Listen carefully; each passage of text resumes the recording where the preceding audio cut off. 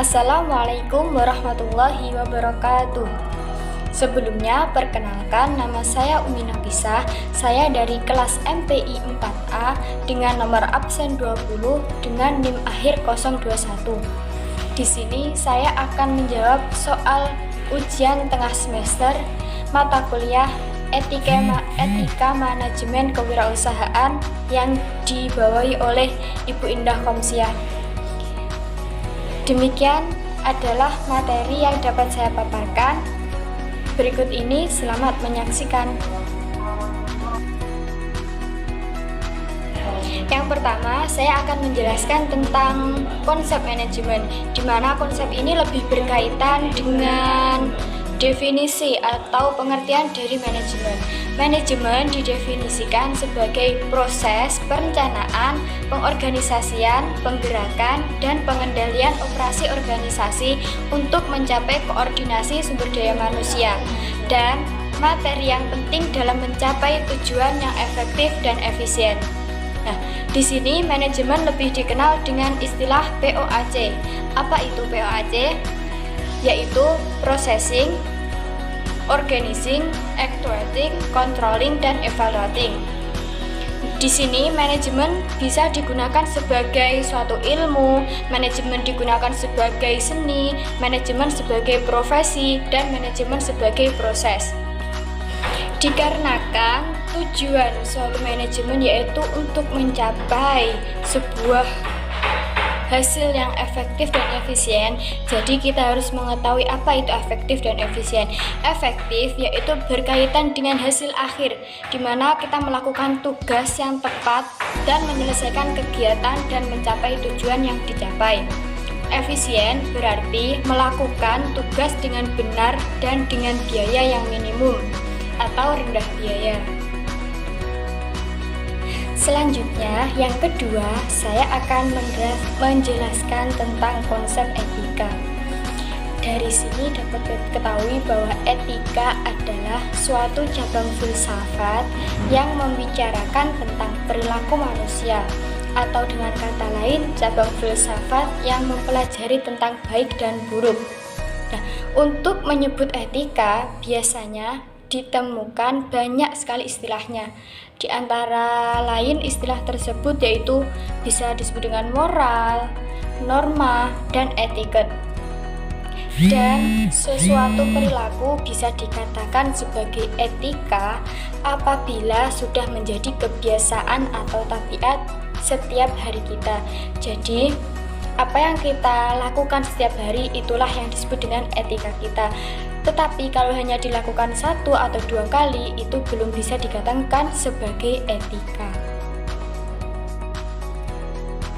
Yang ketiga, saya akan menjelaskan tentang etika kewirausahaan dalam kehidupan sehari-hari. Nah, dalam kehidupan sehari-hari, kewirausahaan memiliki etika yang harus benar-benar dijalankan.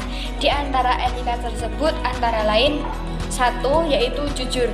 Dalam berwirausaha, kita harus bersikap jujur agar orang lain percaya kepada apa yang kita usahakan.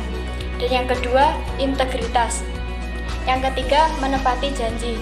Dimana ketika kita berjanji kepada seorang customer, jadi kita harus menepati janji tersebut sesuai dengan waktu yang telah dijanjikan. Yang keempat, akuntabel. Yang kelima, loyalitas. Loyalitas ini lebih mengarah kepada sifat kekeluargaan. Jadi kita harus bisa merangkul setiap customer untuk membeli dari suatu usaha kita. Yang keenam yaitu peduli, dan yang terakhir memiliki jiwa berwirausaha. Yang keempat, saya akan menjelaskan tentang konsep kewirausahaan dan tujuan kewirausahaan dalam Islam. Sampai saat ini, konsep kewirausahaan masih terus berkembang. Kewirausahaan adalah suatu sikap, jiwa, dan kemampuan untuk menciptakan sesuatu yang baru, yang sangat bernilai dan berguna bagi dirinya dan juga orang lain. Kewirausahaan merupakan sikap mental dan jiwa yang selalu aktif atau kreatif, berdaya, bercipta, berkarya, dan bersahaja, dan berusaha dalam rangka meningkatkan pendapat dalam kegiatan usahanya. Dari berbagai konsep yang ada menunjukkan seolah-olah kewirausahaan identik dengan kemampuan para wirausaha dalam dunia usaha atau bisnis. Padahal dalam kenyataannya kewirausahaan tidak selalu identik dengan karakter wirausaha semata, karena karakter wirausaha kemungkinan juga dimiliki oleh seorang yang bukan wirausaha. Konsep kewirausahaan telah diajarkan oleh Rasulullah SAW jauh sebelum beliau menjadi Rasul. Rasulullah telah memulai bisnis kecil-kecilan pada usia kurang lebih yaitu 12 tahun dengan cara membeli barang dari suatu pasar, kemudian menjualnya kepada orang lain untuk mendapatkan sebuah keuntungan. Dan pada perdagangan beliau selalu bersikap jujur, amanah, dan tidak pernah membohongi orang lain. Selanjutnya yaitu tujuan kewirausahaan dalam Islam. Salah satu tujuan wirausaha adalah membudidayakan perilaku, sikap, dan semangat berkemampuan dalam berwirausaha. Ketika masyarakat melihat kesuksesan, mereka akan belajar untuk berperilaku menjadi orang yang sukses. Dan juga dapat meningkatkan ekonomi masyarakat dan secara umum meningkatkan harkat dan martabat pribadi seorang wirausahawan tersebut, dan juga meningkatkan harkatnya bangsa dan negara. Dengan pengetahuan tersebut diharapkan akan semakin banyak warga Indonesia, khususnya para mahasiswa yang terjun dalam dunia usaha agar mereka mampu membangun suatu usahanya sendiri. Yang selanjutnya, yang kelima, yaitu sifat dan karakteristik wirausaha sukses. Karakteristik wirausaha dapat didefinisikan sebagai hal yang berhubungan dengan ciri khas, perilaku, waktu, tabiat, sikap, serta tindakan seseorang untuk mewujudkan gagasan inovatif ke dalam dunia usaha. Sikap dan tindakan tersebut biasanya mencakup sebagian besar sikap dan tindakan seorang wirausahawan dalam kesehariannya. Karakteristik wirausaha dianggap berhasil setelah sikap keseharian berupa komitmen dalam melakukan pekerjaan dilakukan dengan sepenuh hati atau dengan ikhlas. Nah, adapun sifat yang dimiliki oleh seorang wirausaha sukses antara lain: 1. Mempercayai diri sendiri.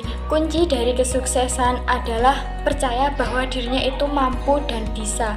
Dengan percaya kepada diri sendiri, maka kita akan mudah mempercayai orang lain. Yang kedua, mengendalikan ego. Jadi, dalam berwirausaha, kita harus saling memahami antara pelayan, customer, dan orang lain dan orang banyak. Jadi kita harus mengendalikan ego kita, tidak boleh saling egois dan harus saling memahami. Yang ketiga, bijaksana dan jeli dalam melihat peluang. Jadi kita harus pilih-pilih dalam melihat peluang. Kita harus tahu peluang tersebut peluang yang baik atau tidak bagi usaha kita. Jadi kita harus memilih peluang terbaik bagi usaha kita. Yang keempat, tidak cepat puas. Nah, bagi seorang wirausahawan sukses, menurutnya satu hasil saja itu tidak cukup untuk hasilnya. Jadi, mereka akan menciptakan hal baru terus sehingga tidak cepat puas dengan apa yang dihasilkan mereka pada saat itu.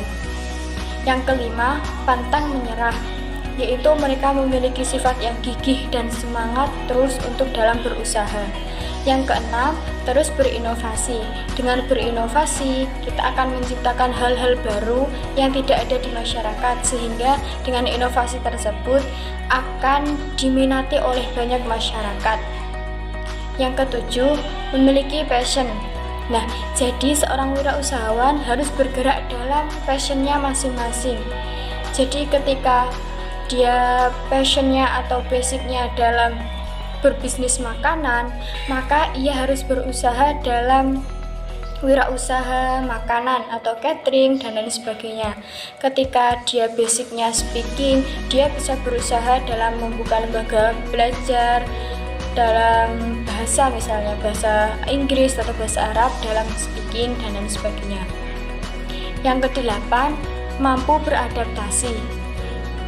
Jadi lingkungan akan menentukan suatu usaha kesuksesan kita. Jadi dimanapun kita berada, kita harus bisa beradaptasi dan menghargai lingkungan yang ada di sekitar kita. Yang kesembilan, memegang teguh nilai-nilai. Apa nilai-nilai apa? Yaitu nilai kejujuran,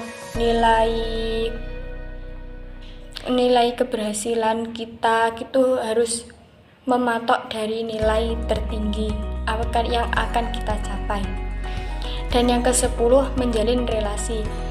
Khususnya relasi ini sangat penting bagi usaha kita agar dikenal banyak masyarakat, karena tanpa relasi suatu usaha kita tidak bisa dikenal oleh masyarakat banyak. Dan yang ke-11, terbuka pada kritik.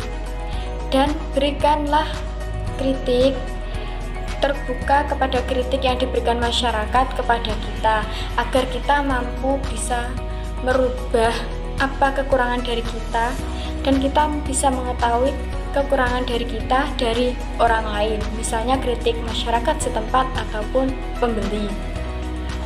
Dan yang terakhir yaitu mengembangkan aset bersama modal masyarakat. Jadi kalau bisa dalam berwirausaha itu dikerjakan dalam bersama-sama, tidak dikerjakan mandiri agar mudah dalam mengembangkan aset. Selanjutnya yang keenam yaitu etika menemukan peluang-peluang usaha.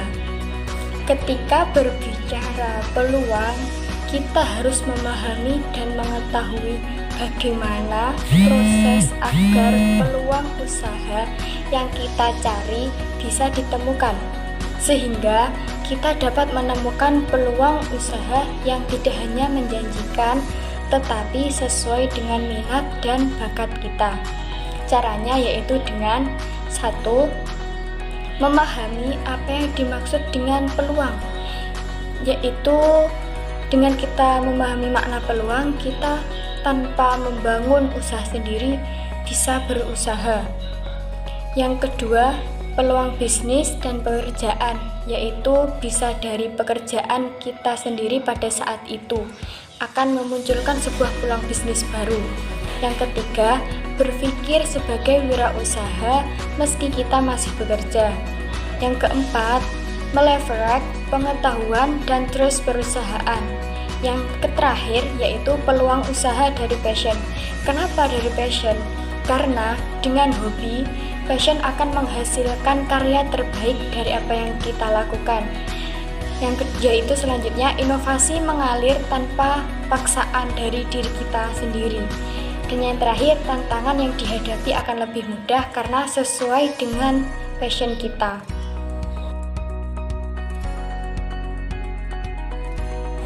Demikian pemaparan materi yang dapat saya jelaskan. Ada kurang lebihnya, saya mohon maaf yang sebesar-besarnya. Wassalamualaikum warahmatullahi wabarakatuh.